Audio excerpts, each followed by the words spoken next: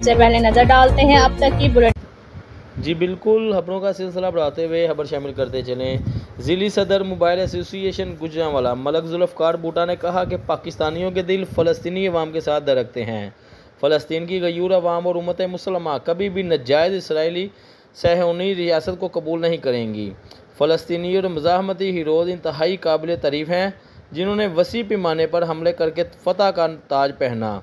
Israel ने मकबूजा बैतुल मुक़द्दस पर हमेशा मुज़ालम के पहाड़ तोड़े। दुनियाए कुफर ने हमेशा इसराइली जारहियत को जवाब बख्शा, लेकिन फ़लस्तीनी मुसलमानों ने ईमानी गैरत का मुजाहरा करके पूरी दुनिया के मुसलमानों के दिल जीत लिए।